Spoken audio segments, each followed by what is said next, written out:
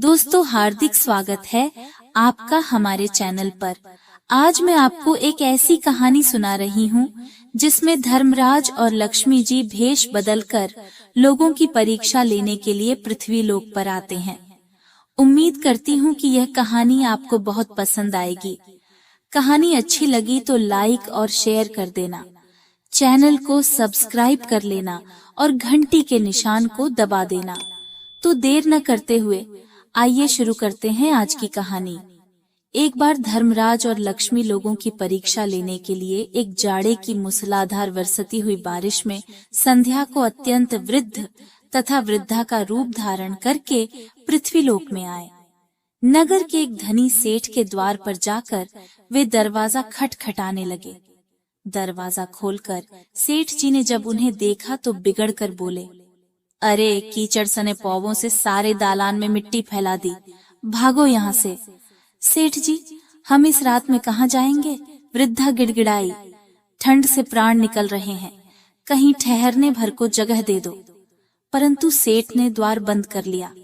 उन दोनों को प्रकाश में सेठ के महल के पास ही एक टूटा फूटा सा घर दिखाई पड़ा। उसके टूटे किवाड़ से दिए के प्रकाश की एक किरण भी दिखाई पड़ी। बूढ़े ने बुढ़िया से कहा, आओ चलो उस घर में ही आश्रय मांगकर देखें। बुढ़िया ने कहा, जब इतने बड़े सेठ ने अपने यहाँ स्थान नहीं दिया तो ये कंगाल क्या देंगे, और ठहरने को जगह मिल भी गई तो रात भर में बिना ओढ़ने बिछौने के इन फटे भीगे कपड़ों में तो प्राण ही निकल जाएंगे। वृद्ध बोला, कुछ भी हो, मुझसे तो अब और चला नहीं जाता। और उसने आगे बढ़कर द्वार थपथपाया। दूसरे ही क्षण हाथ में दिया थामे मैली फटी धोती पहने एक स्त्री ने द्वार खोला। उन दोनों की दशा देखते ही वह करुणा भरे स्वर में बोली, हाय हाय बाबा, तुम इस अंधेरी रात में कहाँ भटक रहे हो? आओ आओ, भीतर आ जाओ। उन्हें सहारा देकर वह भीतर ले गई। छोटी सी कोठरी में बस 2 टूटी फूटी चारपाइयां पड़ी थीं। उनमें से एक को खाली करके स्त्री ने उनसे बैठने को कहा। वृद्ध वृद्धा के कपड़ों से जल चोकर कोठरी गीली हो चली, परंतु उस स्त्री ने उसकी तनिक भी चिंता न करके जल्दी जल्दी अंगीठी में आग सुलगाकर उन्हें तापने को कहा। फिर अरगनी पर से 2 पुराने परंतु धुले हुए कपड़े लाकर बोली, बाबा, आप लोग अपने भीगे कपड़े उतार कर इन्हें लपेट लो। क्या करूं, मैं बहुत गरीब हूँ, इससे इन्हीं 2 कपड़ों में गुजर करनी होगी। आपके कपड़े मैं निचोड़ कर फैला दूंगी। उन्हें कपड़े बदलवाकर वह दालान में गई और 2 पीतल की छोटी छोटी थालियों में बथुए का साग तथा बाजरे की रोटियां रख कर ले आई। माता जी, उसने वृद्धा से कहा, आज मेरे घर में यही भगवान का प्रसाद है। मुझे बहुत दुख है कि न तो घर में घी है, न दूध और न चीनी। कोई बात नहीं बेटी, हमें तो यह भोजन बड़ा स्वादिष्ट लगा। वे दोनों खाते हुए बोले। थोड़ी देर में उस स्त्री का पति भी आ गया। वह बेचारा भी रोजगार की तलाश में दिन भर घूमकर अब थका मांदा लौटा था। पत्नी ने अतिथियों को भोजन खिला देने की बात उसे चुपके से द्वार पर ही बता दी थी। वह भी बड़ा प्रसन्न हुआ। फिर दोनों ने अपने बिछौने उन दोनों वृद्धों को देकर उन्हें तो खाट पर सुलाया और आप दोनों एक फटा टाट ओढ़कर धरती पर लेट गए। प्रात काल अंधेरे ही जब पानी बंद हो गया तो वे बूढ़ा और बुढ़िया जाने लगे। स्त्री ने उन्हें हाथ जोड़कर सूरज निकलने तक रोका। फिर घर में जो 4 दाने चने पड़े थे उन्हें पीसकर आटा गूंद रोटियां बना उनके साथ बांध दी और कहा, माता, हम निर्धन हैं, इसी कारण जैसी सेवा करनी चाहिए थी वैसी कर न सकी। आशा है आप क्षमा करेंगी। बुढ़िया ने उत्तर दिया, बेटी, हम गरीबों की जो सेवा तूने की उसका फल तुझे भगवान देंगे, पर आज तो तू जो चीज छुएगी वह दिन भर खाली न होगी। वे लोग चले गए तो सरला मतलब स्त्री को अपनी बथुए की हांडी को साफ करने की याद आई। रसोई में जाकर उसने हांडी उठाई तो देखकर आश्चर्य से भर उठी। उस हांडी में अशरफियां भरी हुई थीं। अब जो उसने उसे उलट कर रखा तो वह दोबारा भर गई।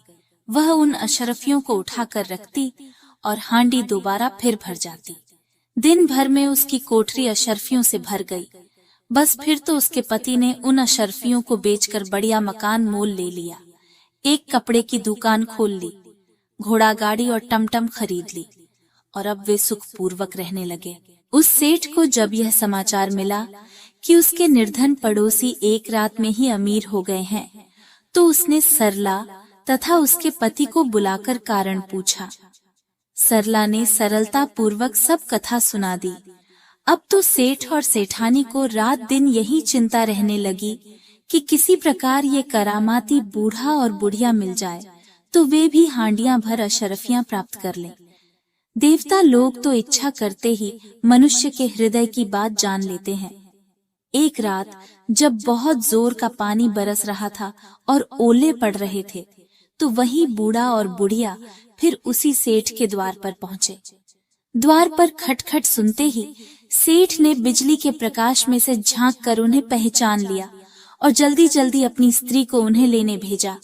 बिजली बुझाकर एक दिया हाथ में लेकर सेठानी बाहर आई और झूठी ममता दिखाकर बोली, हाय हाय बाबा, तुम कहाँ भटक रहे हो, आओ अंदर आ जाओ। फिर घर की सबसे टूटी चारपाई पर उन्हें बैठा दिया। घर में अनेकों गर्म वस्त्र होते हुए भी वह उनके लिए 2 फटे पुराने वस्त्र ले आई और बोली, बाबा घर में इस समय यही उपस्थित हैं। फिर उनसे बिना पूछे ही घर की सबसे घिसी पुरानी थालियों में बथुए का साग तथा ज्वार की रोटी भी ले आई। ओढ़ने को 2 फटे कंबल भी कहीं से मंगा दिए। फिर सेठ सेठानी भी उसी कमरे में गद्दे बिछाकर धरती पर लेटे रहे। सवेरे अंधेरे ही जब बूढ़ा और बुढ़िया जाने लगे तो सेठानी ने चना पीसकर रोटी बनाई और उनके साथ बांध दी और बोली, माता हम बड़े दरिद्र हैं, आपकी सेवा न कर सके, आशा है आप हमें क्षमा करेंगी। बुढ़िया ने कहा, बेटी जैसी सेवा तूने की उसका फल तुझे भगवान देगा।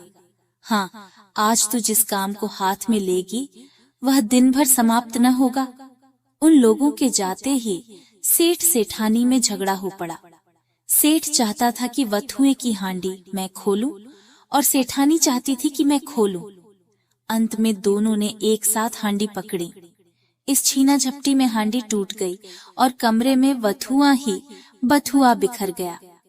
सेठानी झाड़ू लेकर कमरा धोने लगी। अब यह तो कमरा साफ करती और कमरे में तुरंत ही सड़ा हुआ बथुआ फिर बिखर जाता। सवेरे से संध्या तक उसे कमरा साफ करना पड़ा।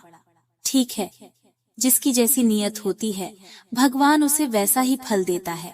तो दोस्तों, यह थी आज की कहानी। आपको कैसी लगी मुझे कमेंट करके जरूर बताना।